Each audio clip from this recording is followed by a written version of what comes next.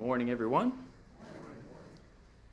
Nice thing about getting up and preaching a lesson after you've been kind of working on a series for a while is pretty much everybody knows what I'm about to talk about. Since the beginning of the year, every time I've gotten up here, my lessons have been focused on one specific theme, and that is going to continue here in this conversation this morning. We've been talking about friendship in a lot of my previous lessons up to this point. We've been talking about the value and the importance of friendship, how God designed us to be people who don't want to be alone, who don't want to be by ourselves, who want to be in community with others. Even from the very beginning, it was not good for man to be alone, and God gave man a companion to be with him. And of course, as we see in the life of Jesus, Jesus valued friendship as well. Jesus had very positive and loving relationships with everyone around him, but he did, in fact, as we've talked about in this series, have a circle of close friends, 12 men, who traveled with him everywhere he went. And even within that close circle of friends, Jesus had another circle, an inner circle. He had friends that he took with him who were closer to him than maybe some of the rest of the 12. And that was okay, that was fine. Jesus was close to some and maybe not as close to others. And as we think about our friendships, it is important for us to develop a close circle of friendship. It's important for us to get close to people, to open up to people. And so in this series, we've been talking a little bit about how to do that, how to make ourselves available to other people, how to open up our minds so that we can let people in who may not be exactly like us, how we can show each other love, how we can step in and step up for each other in big and powerful ways. And in our last conversation, we talked about how to be good listeners for each other. How sometimes the most loving thing we can do is to listen, is to be there and allow somebody to speak. And so in this conversation this morning, what I'd like to do is kind of near us toward the conclusion of this series in the second to last lesson. And I want to talk in this lesson specifically about how friendships are made for challenge. And how in our minds, I think we think of friendship as like we're going to movies together and we're, going camping together and we're watching, TV shows together, and we're talking about sports, and we're having just such a great time. And while that's all true, and while that's all important, friendship is born for moments of confrontation. And I want to talk about that for a little bit this morning. What's interesting is you start to think about advice that people have given you that at the time did not feel very loving or friendly, but later on you realized, oh yeah, they were looking out for me. You ever have those moments in your own life? As a young person, I can remember back to a lot of people who just seemed not to have a filter. I don't know if you've ever met those kinds of people. There's a few of those in the church, by the way, in the Lord's body. Some of them are kind of the older Christians who've seasoned, they've been around the block a little while, and whatever filter they might have had in their youth may actually be gone now, and they just blast it out and tell you whatever it is you need to be said. You ever, as a younger parent, you ever receive just unexpected, unsolicited advice about how to take care of your kids? That's always appreciated, right? You always love that when you're wrangling a little baby who's screaming and yelling during services, and then you get that nice, friendly, you know what you should do in the back of the auditorium after service. What's really nice is, when you see a younger person who's, growing up and they're dealing with hormones and everything else, and somebody who comes up and says, I know the secret to fixing your acne. That's going to be a great conversation starter right there. And if you think that never has happened, it's happened to somebody in my own family.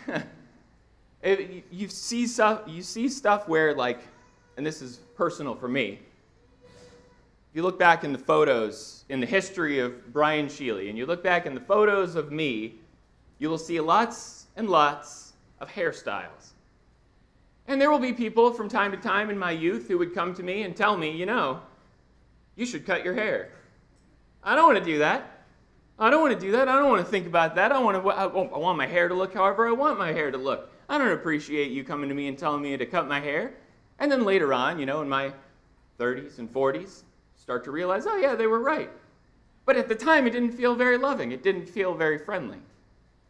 And that is what friendship is about, is the moments where we can say things to each other that don't feel very good, that don't feel very friendly, but in fact are exactly what we need to hear. And I want to talk through that for a little bit this morning, because as you turn to passages like Proverbs chapter 27, verse 17, we omitted this passage from the very first lesson. We kind of looked at the wisdom and the value of friendship in that first lesson. We went back to the Proverbs and looked at a lot of things. I specifically did not bring up this verse to save it for this moment, because iron sharpens iron, and one man sharpens another. Maybe you've been expecting this verse to pop up in our conversations here about friendship, and absolutely, it deserves a place for us to talk about. Friendship is important, and sharpening each other is important. It's not just about patting each other on the back and telling each other we all look nice and everything is going fine. Sometimes we have to step in and sharpen each other.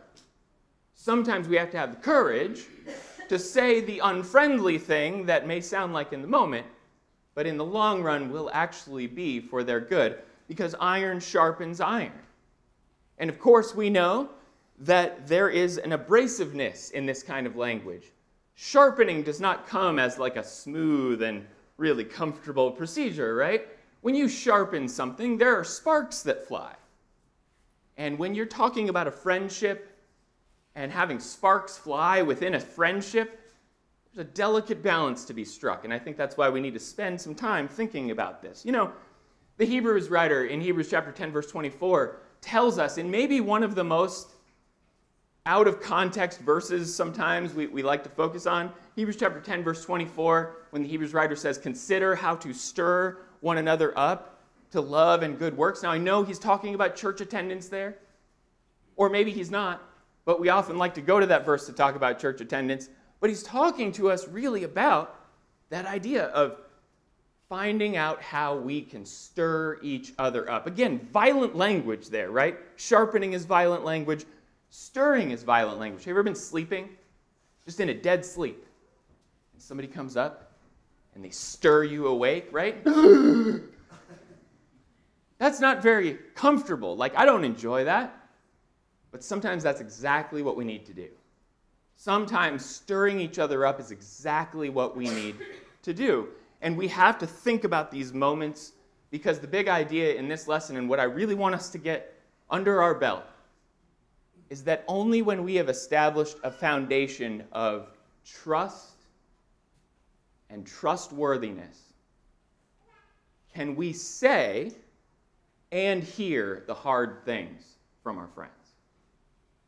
Only when we have a foundation of trust, when we've invested in these relationships, when we know that they are there for us, they have our back, when they come to us and say a hard thing, when they stir us up, when they sharpen us, we can receive that well. And on the flip side of that, when we have the tendency to want to hold back advice or hold back that kind of sharpening, hold back that kind of stirring up from a brother, we can have the courage to know, I've invested in this relationship, and no matter what, I need to say this thing.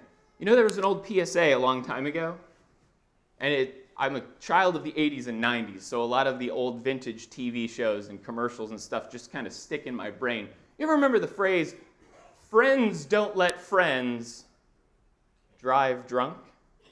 Remember that phrase? That PSA from a long time ago? It's absolutely true. But friends don't let friends live recklessly either. Friends don't let friends continue down the broad road that leads to destruction. As Jesus would talk about in Matthew 7, we are on the narrow road, not by ourselves, but with each other. We're on the narrow road together, and that means when we see a brother veering off the path, we have the responsibility to step in and help.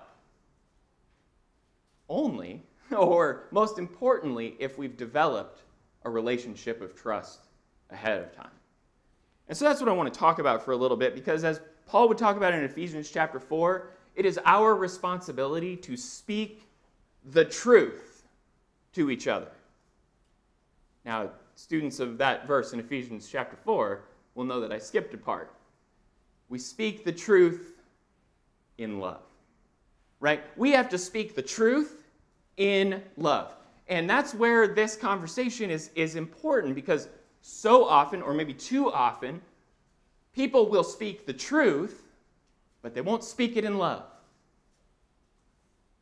Does that make sense? Someone will speak the truth, someone will come in like a bull in a china shop and try to tell you all the things you need to do, but they don't love you, they don't care about you, they don't have a relationship with you leading into that. And so those words do not land well. Those words are not delivered well. And so that's not the kind of correction or sharpening we're talking about. We're talking about speaking the truth in love. And so those two things coupled together feed into our conversation. Let's go maybe as a launch pad into something that Jesus said, something we learned about Jesus over in Mark chapter 10. Grab a Bible, turn with me to Mark chapter 10. When we're thinking about friendship, we're thinking about these deep relationships and the challenging conversations we can have for each other. One of the first things that comes to my mind is this verse in Mark chapter 10, where we have the rich man. And I know we study this verse a lot, so this is not going to be like mind-blowing really to anybody. But over in Mark chapter 10, verse 17, as he was setting out on his journey, this is Jesus, a man ran up and knelt before him and asked him, "Good teacher, what must I do to inherit eternal life?" And Jesus said to him, "Why do you call me good? No one is good except God alone. You know the commandments. Do not murder, do not commit adultery, do not steal, do not bear false witness, do not defraud, honor your father and mother." Now, obviously, Jesus is not giving an exhaustive list of all the commandments there, but he's getting to the gist of what this man needs to hear. And then in verse 20, and he said to him, "Teacher, all these things I have kept from my youth." And then the key verse here in verse 21, Jesus, looking at him, loved him and said to him, "You lack one thing. Go sell all that you have and give to the poor, and you will have treasure in heaven, and come follow me." Notice what Jesus does there. Notice how Jesus sees this man, sees his sincerity, right? This is not like some other stories we read about. This is not this man trying to trick Jesus. This is not a lawyer trying to trap Jesus in his words. This is a man who seems sincere. He plays the game with Jesus that Ashlyn used to play with us growing up. And I think I've talked about it before, but we used to be at the table when Ashlyn was little. And she would sit there, make us close our eyes. She'd grab something from off the table, she'd hide it under the table, and she'd make us open our eyes, and she'd say, "What's missing?" And we'd have to guess, what was it that's on the table that's now no longer there? And that is exactly what this man is doing for Jesus. Jesus, what one thing do I lack? What's missing? Here's the thing about this story on the reception end. You know, sometimes when advice is given, it's given correctly, like it's given accurately or truthfully, but maybe it's not given at the appropriate time.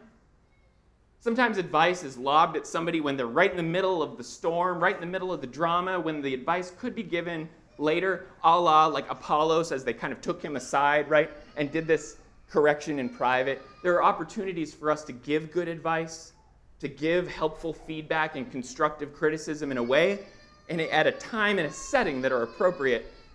This man is asking for it. May we all be the kinds of friends who ask each other what's missing. Right? Because this is him opening up and saying, "I'm ready for it, teacher. I'm ready for the information. You tell me what I need to do." And Jesus, looking at him, loved him. And what an amazing thing that the Holy Spirit reveals to us. We would not know this unless the Holy Spirit revealed the mind of Jesus to us. Why does it say that Jesus loved him? Well, I think it's because of this man's heart. I think it's this man's sincerity. And Jesus loved him. Now, here's what happens. Here's what so often we like to do. And This is natural, okay? What we like to do is, out of love, we just close our mouths. We love somebody, so we're not going to rock the boat. We love somebody, so we're not going to tell them, oh, their zipper is down. They'll figure it out later. We love somebody, so we're not going to tell them that they've offended us in some way. We'll just let them figure it out on their own. But that's not how Jesus loved this man. Jesus loved this man by saying, I got the thing. There's one thing, and you need to change it. Now, Jesus knew, by the way, full well, that this man would react in the way that he did. Because disheartened at the saying in verse 22, he went away sorrowful, for he had great possessions. Jesus knew the outcome of this conversation and knew this man was going to go away sorrowful. How many of you wake up in the morning, you get out of bed, you stretch, you're on your way to your coffee, and you say, I really want to disappoint somebody today. I really want to make somebody sorrowful today, right? That's not how Jesus approached this situation. He knew this man was going to be sorrowful, yet he still said the thing that needed to be said. And we don't know the end of the story. We don't know if this man decided that he was going to do these things later on. We don't know that. But Jesus still said the thing that needed to be said because he loved him. And it's those two things that connect together that remind me of Proverbs 27, verse 6. Because faithful are the wounds of a friend. Right? Another wisdom passage there for us. Faithful are the wounds of a friend. Wounds and feeling good do not sound like two things that go together, but in fact they do. Jesus knew that by wounding him, he could help give him the opportunity to respond positively. But so often we view criticism as negative, right? So often we view criticism or any negative thing against us or any critique as a negative thing. And we need to get better about that, I think, on the receiving end and on the giving end. We need to get better about thinking of criticism in more positive ways. And I think to help us do that, I'd like to go back to Proverbs. So we were in Proverbs a little bit ago. Let's go back to Proverbs chapter 25. There are three questions that I want to ask just really briefly this morning as we kind of think about these things together. Three questions that hopefully will help us kind of settle in on this struggling, challenging thought process, I think. We've been talking about a circle of safety, right? I was going to do an object lesson. I was going to grab something out of my pocket here, but just imagine. You ever have a kindergartner and you're in a craft session during class or something? You give them what? You give them a pair of safety scissors. Right? You ever seen those safety scissors? If you haven't seen one, go into the classroom building next door. There are safety scissors all over the place over there. Right? You could take a safety scissor, you could jam it in your eye, and it wouldn't do anything. The safety scissors are there. It's just blunted, and everything is safe. I mean, you can give them to little kids, and it's fine. Safety scissors are kind of what we think about. It's not sharp.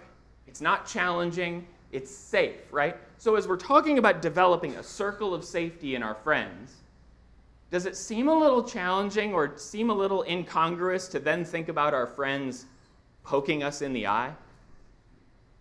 Does it seem a little challenging to think about our friends being the ones uniquely qualified in some cases to correct us and sharpen us and wound us? Those two things feel very different to me, right? I don't view safety and wounding as the same thing. But that is, in fact, what we learn in Proverbs 25. And so I want us to maybe ask this question. How does this verse that we're about to read, how does this change your perspective on giving and receiving correction? Does this verse in Proverbs 25, verse 11 and 12, does this verse help you see giving and receiving correction in maybe a different way? Here's the verse. A word fitly spoken is like apples of gold in settings of silver. Like a gold ring or an ornament of gold is a wise reprover to a listening ear. A familiar verse, right? Notice what he's saying, a word fitly spoken. It is fitly spoken. It's carefully chosen. It's targeted. It's not just off the hip. It's not like passive-aggressive, or it's not some kind of like just really backhanded comment. No, it's a word fitly spoken. This word, by the way, he says, is like an apple of gold in settings of silver. Does that sound like a negative thing to you? Does it sound like the wise writer is trying to get us to see that correction is a negative thing? Bad, bad, bad, as we wag our finger at somebody. No. What he's saying is correction is positive. It's valuable. It's like gold. Then he goes on to say, like a gold ring or an ornament of gold is a wise reprover to a listening ear. And I love how the wise writer is focusing on both parts of that, right? It's not only on how you give correction, but also how you receive it to a listening ear. So as friends, when we've built and established and invested in this relationship, established a relationship of trust and openness, a circle of safety, we get to say things to each other, fitly spoken, that are valuable words, that are important words. Words that if anyone else told us those things, we would just say, nope, I'm not listening to you. But the fact that we heard it from a friend who loves us, fitly spoken, as we listen to it with open ears, we receive it, say, I got that. I understand what you're saying. Yes, I should cut my hair. Yes, I should take care of how I raise my family. All these things that we could advise each other about. When it comes from a friend, fitly spoken, I think it changes the game for how we get to correct each other. This is kind of a weird conversation about friendship, right? Because so often, like I said, we think about friendship as positive and going and having fun together. We don't often I was thinking, Sherilyn and I took a bunch of selfies this week. We were out camping and hiking and doing all kinds of fun things for our anniversary. And we got a lot of pictures of us, out there, on the trails, and oh, look at this beautiful waterfall that we're standing in front of. You know what we don't often take pictures of? You don't often take selfies of look at us having this challenging conversation, We don't like to celebrate those moments, but those are the moments that friendship is made for.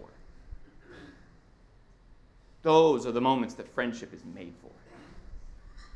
And so as you think about this verse here, I think this changes the game with how we really view correction. But a second question maybe helps us.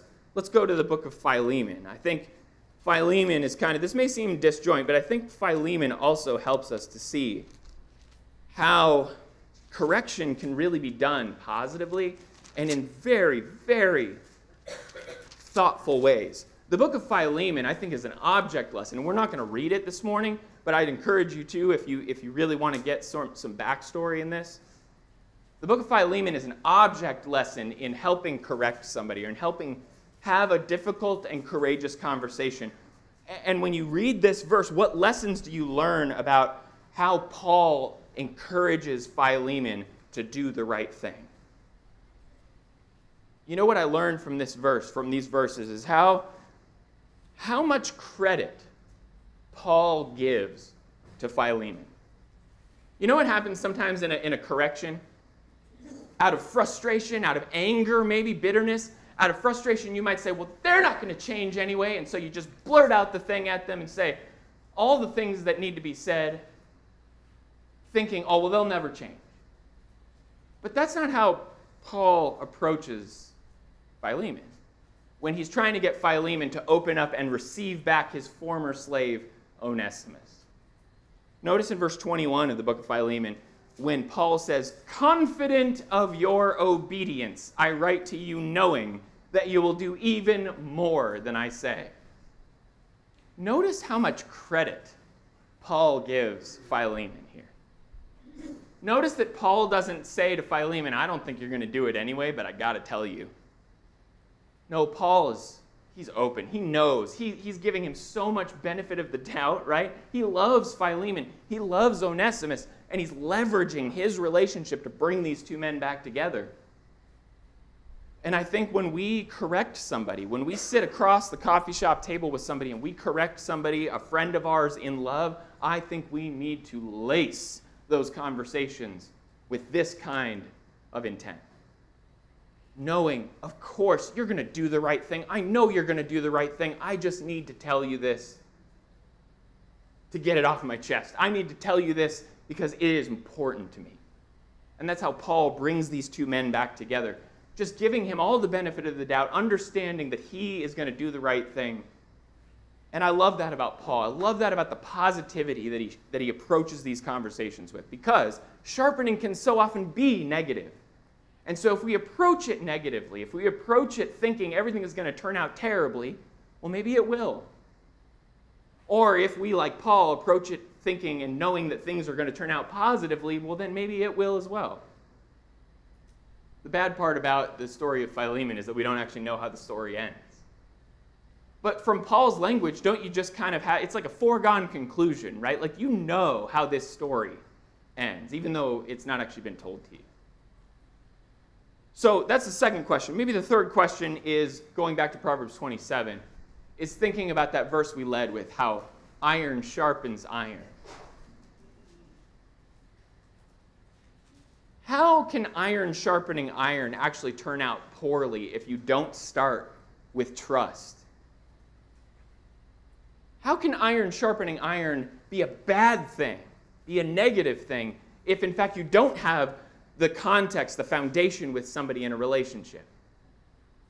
Because I'll tell you, there are a lot of opportunities where what feels like a surgeon's scalpel, or what should be a surgeon's scalpel, actually feels like a mugger's knife. You know the difference there, right? Where one is meant to heal, one is meant to really step in and take care of a problem, but the other one is violent, and it's hurtful, and it cuts you. Both of these things are similar. And as the giver of this kind of correction, sometimes we may walk away from the correction we gave and say, well, I told them what needed to be said. But going back to Ephesians chapter 4, did you do it in love? Did you do it with Did you do it with a foundation of trust? And that's such a challenge, because I have seen, and just lay it out on the table, I have seen many people in the Lord's church who never had a relationship with people, who never had a closeness with people, who were approached in some very sharp and targeted ways, and were told things that probably needed to be said by people who didn't need to say it to them, by people who didn't actually have a close, loving relationship with them.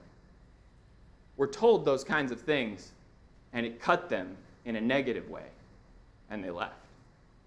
Now, that's obviously on them. We could say, okay, well, that's their fault. They weren't receiving it well. But was it given well? And that is, by the way, one of the best reasons why we have a plurality of elders in the church who know the sheep and who stand up for them and take care of them. That is why we have elders who watch out for us, who know us, who have a relationship with us. And when they come up to us and say things that need to be said, it is because they love us. And they have done the groundwork leading up to those conversations to show us and prove to us how much they care. That is so important in a church. And it's so important in a friendship. To be able to say the tough things that need to be said out of love. Because passive-aggressive comments are never going to lead somebody towards positive change. Bitterness and backbiting and gossip are not going to lead somebody towards positive change. It is going to be those faithful wounds. It is going to be that iron sharpening iron that comes from a place of trust and love that will help people get better. They'll help people improve. And as we all walk together on that narrow road, will help us course correct as necessary.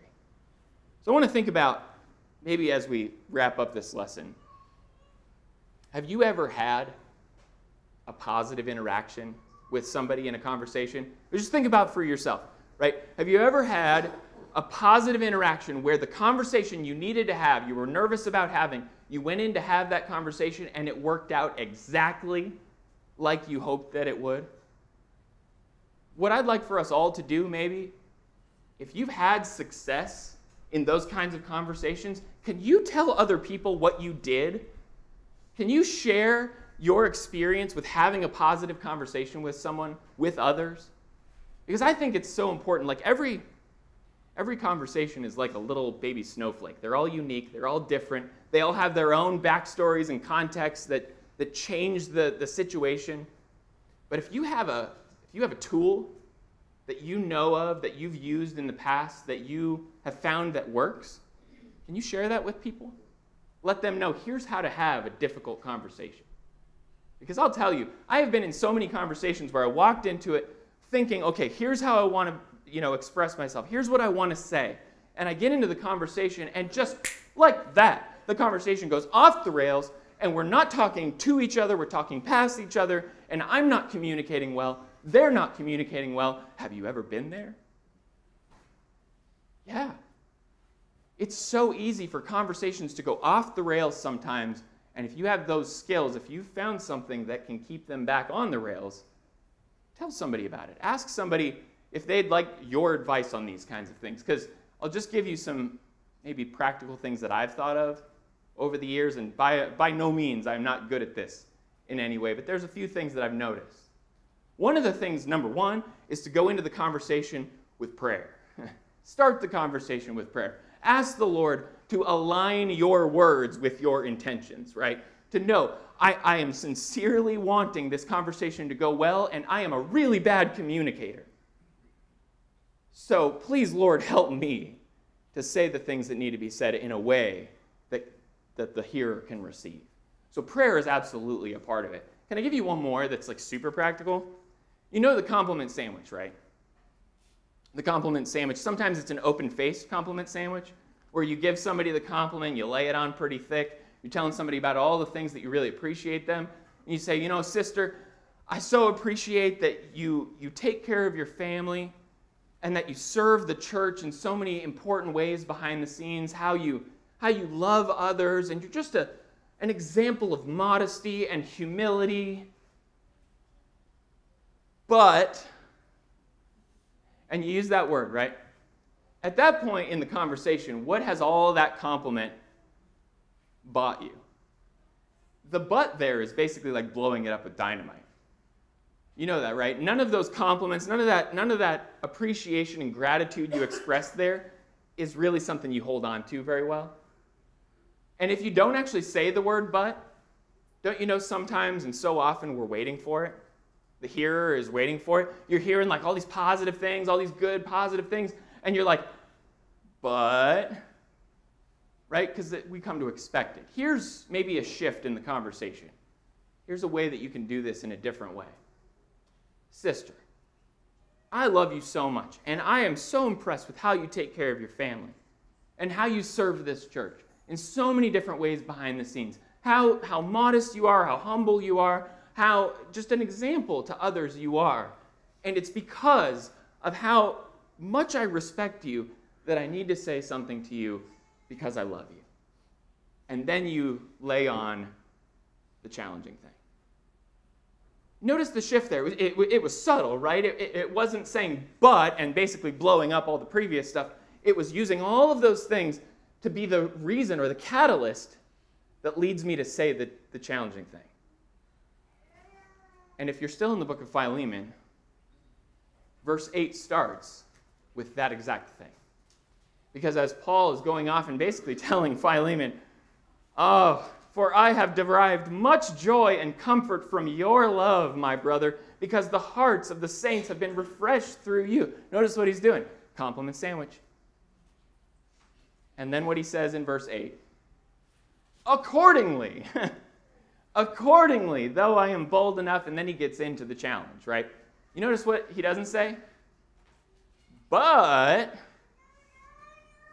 he says accordingly. He doesn't throw out all of his compliments. He leverages those. Because of all of those things, according to all the things I've said, here is what I need to say to you that's a little more challenging. And for me, I think that maybe a little shift is helpful in a conversation to get somebody to see that you're there for them, that you really do love them, that you really do appreciate them. But if you have other wisdom or other advice to give others, please give that, because I think we all need to hear it. Challenging conversations are challenging for a reason. And so maybe the challenge, if you want to take one on this week, would be, as the Hebrews writer in Hebrews 10, verse 24 tells us, consider how to stir one another up to love and good works. This week, can you consider how to stir each other up? Can you consider ways how to sharpen each other. Because remember, stirring each other up isn't like rubbing each other's backs and patting, oh, everything's going fine. No, sometimes stirring each other up is going to be challenging. So how can you do that this week? These conversations about friendship, I feel like, are really important. And I'm really appreciative that everybody is attentive and listening to these things, because we are not Christians alone. We are a family. We're more than a family, we're friends. We're close to each other. And I know that we're close to each other because what Jesus told us in John 15, Jesus is our best friend, the friend who's died for us, the friend who has demonstrated for us the integrity and the trustworthiness that no one else has ever proven. And what he says to us, what he calls us to do there in John 15, is to love each other the way he's loved us. So if you're ready to follow Jesus' example, if you're ready to be a part of his family, to be connected with each other in deep and meaningful ways that only Jesus can make happen, and we'd love to get you started on that journey this morning by baptizing you in his name so that you can rise from those waters, washed from your sins, and begin a life with him and with us as his church. If you are a believer and you've sinned and you need the prayers of this group for help in some way, we would love to help you and pray for you this morning. Please come as we stand and sing.